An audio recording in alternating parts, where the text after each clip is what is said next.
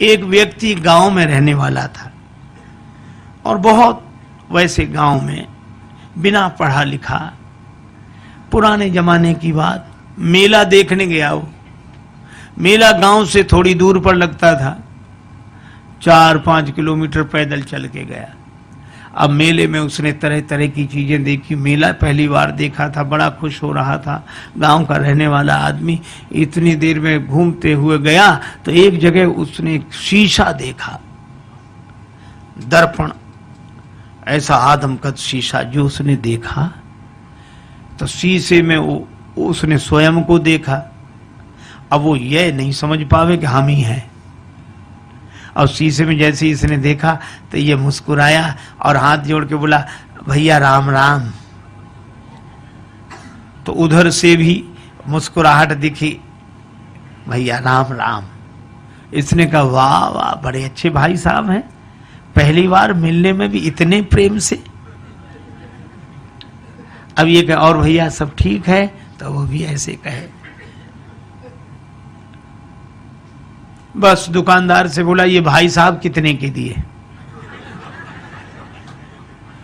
दुकानदार ने सोचा चाहे कोई दर्पण समझ के ले, चाहे भाई साहब, हमें तो पैसे से मतलब। बोले 2 रुपए के। तो मेले के लिए जितना खर्चा लाया था उसने 2 रुपए उसी को दे दिए और दर्पण हाथ में लिया। अब भाई साहब को बार बार देखे, बड़ा खुश हो।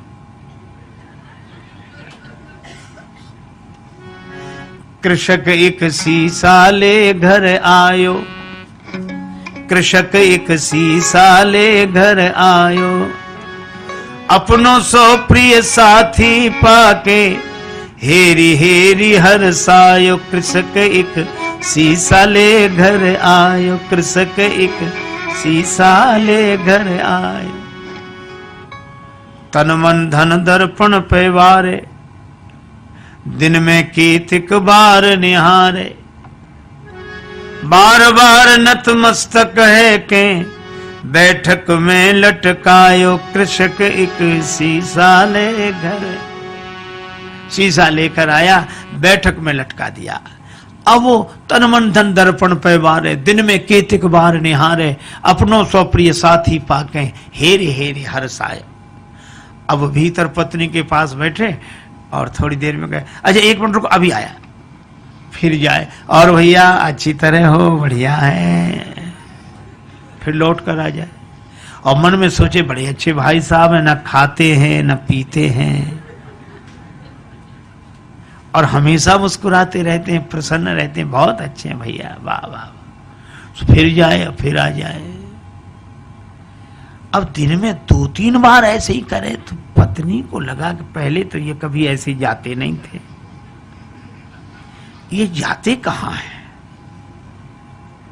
ठीक है, ये जब बाजार जाएंगे तब मैं देखूंगी। वो गए कहीं बाहर घूमने, पत्नी गई देखने कि देखूं तो क्या ये बैठक में क्या है जो बार बार। अब पत्नी गई तो वहां तो शीशा था और शीशे में जो पत्नी ने देखा तो उसे अपनी शकल दिखी। पत्नी बड़ी नाराज, अब मैं समझ गई, इसी की वजह से आता है। अब इसने मुक्का ताना, दांत कट गए, चू चू, तो उधर से भी मुक्का ताना, दांत कट गए। बस संभ्रम चली आई घरवारी, सन्मुख सुंदर नारी निहारी। आए गई है सौत हमारी, क्रोध हृदय में छायो। कृषक एक शीशा ले घर आए। अब उसको बड़ा क्रोध हमारी सौत को ले आया है, इसी की वजह से आता है। और बस भाग पड़ी, बस मैं न रहूंगी, विष हो या डूब मरूंगी। विष खा लूंगी, मर जाऊंगी, कुएं में गिर जाऊंगी, बस रहूंगी नहीं, मैं तो अभी जाती हूं, चाहे जो कुछ हो जाए। और रोना शुरू किया तो धाई सास बहू रानी ने कैसो रुदन मचायो। कृषक एक शीशा ले घर आए। उसकी सास दौड़ी, क्या हुआ क्या हुआ बेटी, क्यों रो रही है, बहू क्यों रो रही है? बहू बोली, अपने बेटे की करतूत देखो, बैठक में किसको लाकर बिठाया है, और मैं तो रहूंगी नहीं, चली जाऊंगी। और सास बोली नहीं मैं देखती हूं, मैं देखती हूं। अब सास गई और सास ने बैठक में जाके जो दर्पण देखा तो उसे बुढ़िया दिखाई पड़ी। दिखेगी तो सास क्या बोली, अच्छा आप हो भाई, राम राम। वो भी राम राम बोली। क्षमा करना बहू समझ नहीं पाई। फिर बहू को डांट कर बोली, क्या कह रही है तू? बुढ़िया है, वृद्धा माता, हमारी उम्र की है, सेवा के लिए लाया होगा। आई चली सास तत्क्षण में वृद्धा दीख पड़ी दर्पण में। बहू से बोली, अरी बावरी या बुढ़िया पर मेरो लाल लुभायो। कृषक एक शीशा ले घर आए। अब बहू कहे कि नहीं नहीं तरुणी है, और वृद्धा कहे कि वृद्धा है। अच्छा दर्पण ऐसा जो सामने आ जाए उसी को दिखा दे। बहू सामने जाए तरुणी, देखो ये बैठी, ये बैठी, और सास कहे हट मैं देखती हूँ, वो देखे सो वृद्धा दिखे। अब सास बहू का झगड़ा, सास बहू का झगड़ा आके ससुर निवारो। ससुर ने कहा क्या है मैं देखता हूं, क्यों ये कलह मचा रखा है। अब ससुर आया, ससुर ने कहा तुम दोनों अलग हो। अब ससुर ने जो देखा दर्पण, तो उसे बूढ़ा आदमी दिखाई पड़ा। तो ससुर बोला, अरे भैया राम राम, आप हो, माफ करना, ये समझती नहीं है। दोनों को फटकारा, दाढ़ी वालों पुरुष देख के दोनों को फटकारो। ससुर बोला ससुर, अरी मूर्खाओ, धर के मानो देह लजाओ, मर न गई तुम नारी पुरुष को भेद समझ ना पायो। तुम स्त्री पुरुष का भेद नहीं समझ सकी। सास कहे नहीं है तो वृद्धा बुढ़िया है। ससुर कहे कि नहीं बूढ़े भाई साहब बैठे, और बहू कहे कि नहीं तरुणी है। अच्छा अब एक बात बताओ, इनमें कौन आदमी गलत बोल रहा है? कोई गलत नहीं बोल रहा है, पर प्रश्न ये कौन सही बोल रहा है? कोई सही नहीं बोल रहा है और कोई गलत नहीं बोल रहा है। इतने में वो व्यक्ति आ गया, गांव में गया था घूमकर। क्या है? मां बोली बैठक में किसको बिठाया है? वो बोला हमारे भाई साहब हैं। बहू बोली भाई साहब है।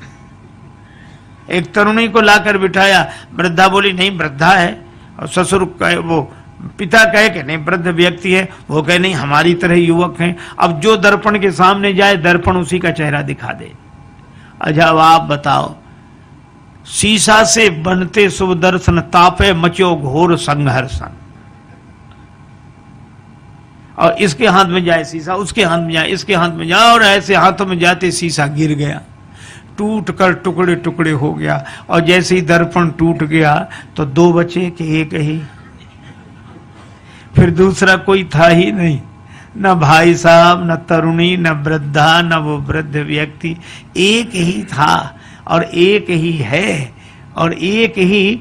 देखो कितनी अद्भुत बात। इसी तरह वह एक अद्वैत परमात्मा ही है। प्रेम में वह अनन्यता में एक होकर रहता है, ज्ञान में वह अद्वैत में एक होकर रहता है। ये तो माया के दर्पण के कारण द्वैत की अनुभूति हमें होती है, और हम अपने ही उस चेहरे को एक में दो देख लेते हैं, भाई साहब और ये और वो, सब सारा संसार बन जाता है। लेकिन एक आदमी की अंगूठी खो गई, बड़ा परेशान। एक महात्मा मिले, महाराज मेरी अंगूठी खो गई, आप तो सर्वज्ञ हैं, सब जानते हैं, तो बताएं मेरी अंगूठी कहाँ है, बड़ी कृपा होगी। महात्मा बोले मैं बता दूंगा। तो बताओ महाराज कहाँ रह गई? कुर्ते की जेब में है, तकिए के नीचे है, कि मकान में रह गई, कहाँ रह गई? अंगूठी मिल नहीं रही। महात्मा बोले अंगूठी कहीं भी हो, पर जहां भी होगी सोने में ही होगी। अंगूठी सोने से अलग हो ही नहीं सकती। हा? और सच्ची बात है, हम सबसे अलग हो सकते हैं पर भगवान से अलग हो ही नहीं सकते।